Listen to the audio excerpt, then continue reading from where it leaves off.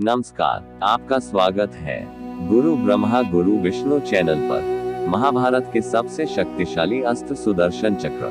हमारे इस चैनल को जल्द से जल्द सब्सक्राइब कर लीजिए, तभी तो हमारे वीडियो का नोटिफिकेशन आप तक सबसे पहले पहुंचेगा और इस चैनल से ज्ञान ही बढ़ेगा। सुदर्शन चक्र पौराणिक कथाओं के अनुसार ऐसा अस्त्र है जो पाप और पापी दुष्ट को जड़ से ही खत्म करने वाला, पापियों का पीछा करके खत्म करने में सक्षम, चाहे वह कहीं भी छिप जाए, जो विरोधी के हर वार को विफल कर देता था। ऐसा अस्त्र जो अभेद और अपना कार्य को पूरा करने के बाद ही वापस आता था। आखिर महाभारत के बाद सुदर्शन का क्या हुआ और अब सुदर्शन चक्र कहाँ है और भगवान विष्णु जी को यह अस्त्र कैसे प्राप्त हुआ था? आखिर भगवान विष्णु जी को सुदर्शन चक्र कैसे प्राप्त हुआ?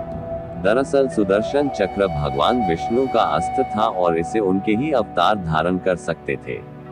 यह अस्त्र एक साथ कई कार्य कर सकता था। शिव पुराण में एक बार भगवान विष्णु कैलाश पर्वत पर चले गए और वहां पहुंचकर वह विधि पूर्वक शिव की तपस्या करने लग गए।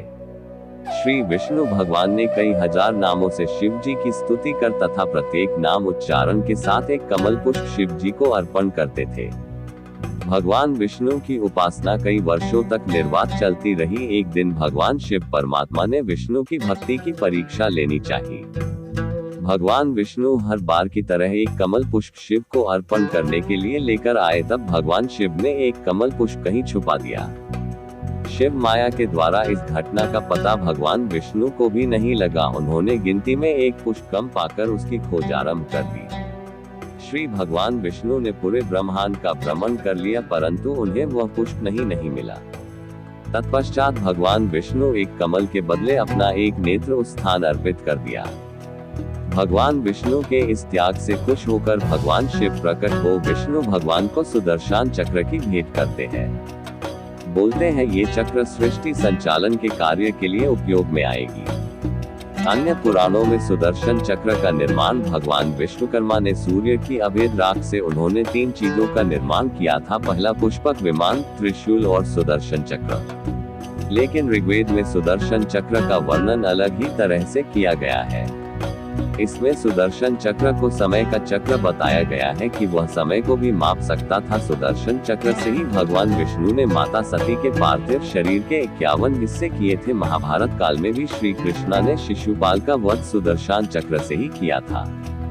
महाभारत में जब अर्जुन ने जयद्रथ को सूरज ढलने से पहले मारने का वचन लिया, जब श्री कृष्ण ने सुदर्शन चक्र से ही सूर्य को ढक लिया था, लेकिन इसके बाद सुदर्शन चक्र का कोई वर्णन नहीं मिलता।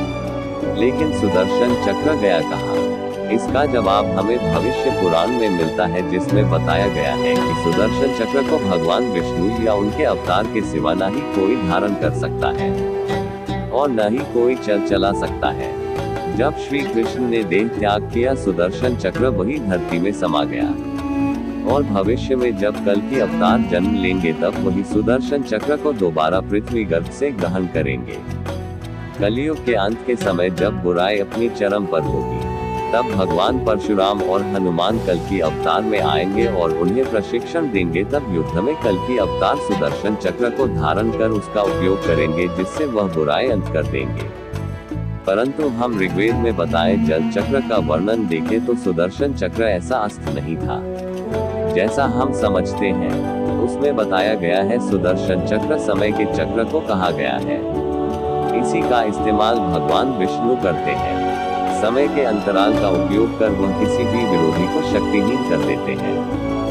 महाभारत में भी जब श्री कृष्ण ने अर्जुन को विराट रूप दिखाया था, तब सुदर्शन चक्र के इस्तेमाल से ही समय को रोक दिया था। तब रुके हुए समय में ही श्री कृष्ण अर्जुन को गीता का पूरा ज्ञान दिया था। अगर हम ऋग्वेद के ज्ञान से समझे तो सुदर्शन चक्र कोई भौतिक अस्त्र था ही नहीं जो कोई और देख या धारण कर सके। ये सृष्टि के संचालक भगवान विष्णु का अवैध गुण है, जो हमेशा उनके और उनके अवतारों के साथ रहेगा।